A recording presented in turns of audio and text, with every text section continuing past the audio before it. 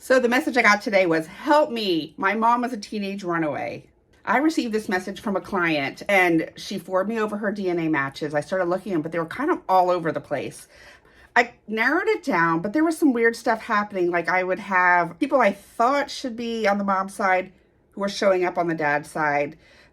It was just kind of strange. So sometimes when we have cases like this, there is a GEDmatch tool called Are My Parents Related? I think it is. And so I uploaded her stuff to GEDmatch and ran this, and the parents were not related. So then it was like, oh my goodness, what's going on here? So, I asked her for some backstory. And what it was is her mom was a teenager, like 17 or 18, and she ran away from a very small North Carolina town. My mother-in-law happens to be from this little tiny town, and she ran away to Chicago when she was pregnant.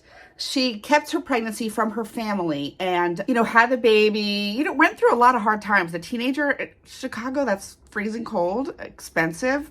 And she ended up, over time, she did get married and had other kids. And, my client, her name was Kelly. Kelly had a pretty good life. She never went to her mom's hometown back in North Carolina, but she did meet up with her cousins. Her cousins came to Chicago. She would meet them like halfway. They'd have little, vacations together. So she did grow up knowing her mom's side of the family, even though that she grew up far away. Her mom had never spoken of her dad. It was just like the hush hush in your household. We all kind of know how that is. So I contacted Kelly. There was a couple things that we really needed to figure out. And so I asked her if she could get in touch with some of her cousins to do some target testing. And, she was happy to do that. And you know what the key to that is a lot of times if you offer to pay for the test, people will be much more likely to do the test for you. So she did that and sent them an Ancestry test, and they came back. Her cousins were her half siblings. So let me back up a little bit. So my client is Kelly. Her mom's name is Barb. Barb, her sister, was married to Uncle Jimmy.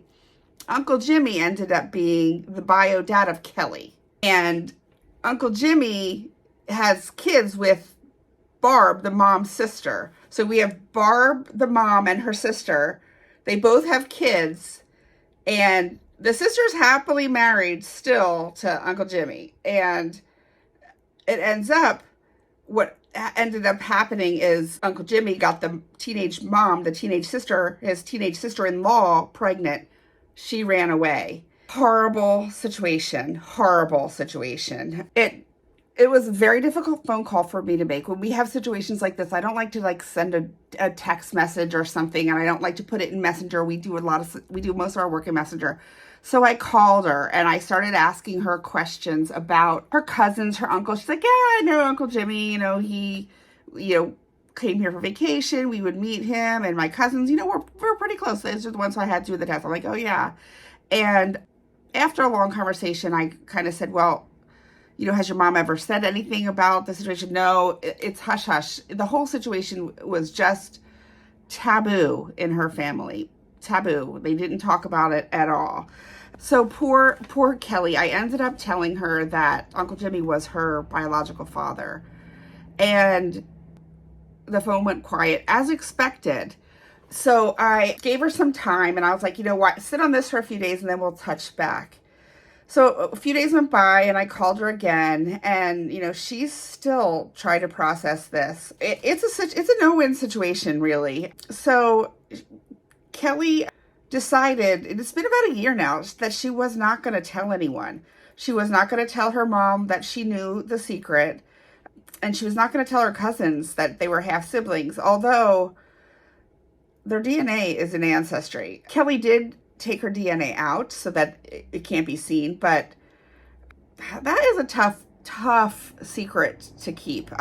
I don't know. There is no right, there is no wrong answer, and it's Kelly's story, so she really can do with it what she wants. But my heart goes out to Kelly. It's horrific, and this goes along with other stories. Not as dramatic as my mom was a teenage runaway, but we get a lot of clients every day that are like, my mom is not telling me the truth, blah blah blah blah blah. And really, I like to say, well, you don't know the situation. No one knows the circumstances or the situation. I mean, it's it could be traumatic. Like this situation could be traumatic. I'm assuming, and you should never assume, right? But I'm assuming that this was like a non-consensual agreement because he was a good 10 years older. She was a teenager. It was a sister-in-law. I do know that Uncle Jimmy is an alcoholic, so that, could have definitely played, not an excuse at all, could have played into it. But my heart really goes out to Kelly. I have since talked to her a few times. She really is just resigned to not tell anyone her secret. I tried to say, why don't you talk to your mom? Why don't you have a joint counseling session? We actually have counselors that we can recommend, but she just is like really almost blocking it out. There's some kind of trauma and assault trauma. It all comes down, and it's generational. It's, it hurt her mother. It's hurting her. I am sure in her current relationships, Kelly's, my client, that, some of this has got to come down to stuff. She has kids now. She's actually a grandmother, but she hasn't told her kids. She hasn't told her husband, nothing. That is a heavy secret to keep. It's a no-win situation. And I just feel like Kelly needs some support from everyone. And actually, her mom, Barb, it's so sad. And, I tried convincing Kelly to reach out to her mom and say not necessarily that she knows exactly what happened, because no one knows exactly what happened, right? No one but the Barb, the mother, and Uncle Jimmy know what happened. But just reaching out to her mom and maybe saying, why don't you, come with me to therapy or go to therapy, get some help about this, because it does affect all parts of your relationship. It's sad. Women for eternity have been plagued with the consequences of assault, and they are generational. They go from generation to generation. Not necessarily that your child's going to be assaulted, but it's like the emotional part is there. So I'm about ready to touch base with Kelly again and, just make sure she's doing okay. I do like to follow up with clients, and I do love when clients follow up with me, and, especially in happier circumstances when they send pictures. But for all of us, I'm sure many of you have the same situation as Kelly and are products of a situation like this. What would you do? I know a lot of my coworkers have been leaving hearts for support. I know that Kelly's favorite color is green. So if you support Kelly, she just needs some good juju up there, because this is a lot for her to take in on her own. So her favorite color is green. If you want to leave a green heart, that would be great. Until next time.